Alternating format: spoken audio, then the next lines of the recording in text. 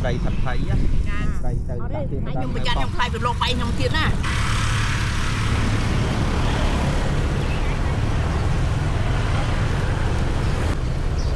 សួរôngស្រី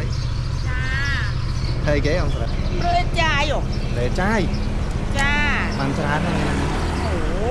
អាណាទៅច្រើនដុកប៉ងមកពីហើយគេលក់ថ្ងៃ3ដងមកអាយើងរើមកថងមើលថងចាំមកថង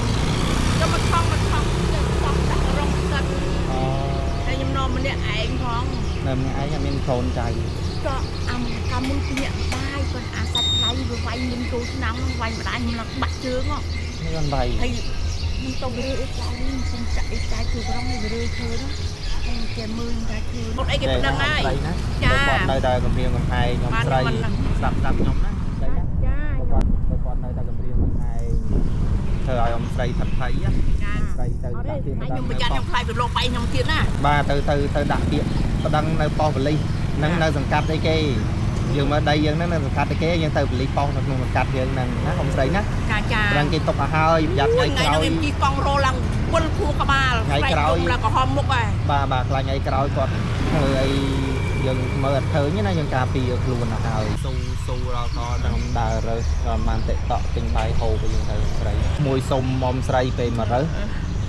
មើលផ្ទះណាមានឆ្កែមានអីបញ្ចូលណាប្រយ័ត្នជិះកង់តាមផ្លូវអីប្រយ័ត្នឡានម៉ូតូពុកម៉ែបងប្អូនគាត់មើលវីដេអូក្រៅហើយគាត់ជួយថវិកាមកអ្នកបាក់ខាតហ្នឹងណាទិញទួច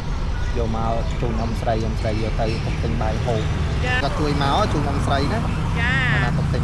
បាយហូបអំស្រីណាបាទណានេះទឹកពិសាម៉ាលីសន្តិភាពគាត់ជូនមកទុកអំស្រីពេលរើសអស់កម្លាំងអីផឹកណាខ្ញុំអត់កាហ្វេសេមបេយូចាកាហ្វេរបស់ខេត្តមណ្ឌលគិរីយើងណាចាហើយបាទរបស់ខ្មែរយើងគាត់ជួយមកឲ្យក៏ដល់ខ្ញុំយកមកជូនបងប្អូនគាត់ខ្វះខាតតែអញ្ចឹងណាអានេះខ្ញុំជូននំស្រីពីពុទ្ធធម៌ប្រសងទាំង7ទិសទេវតាឆ្នាំថ្មីប្អិនព្រំនៅឋានលើគាត់ធ្វើបុណ្យអ្វីដីសុខដីចម្រើនទៅណាមកណាជុកដីសុខដីចម្រើនរោគធាតុជាទីវេទៅតាមទឹកតាមចង់ឲ្យគាត់រកបានលើនឹង100%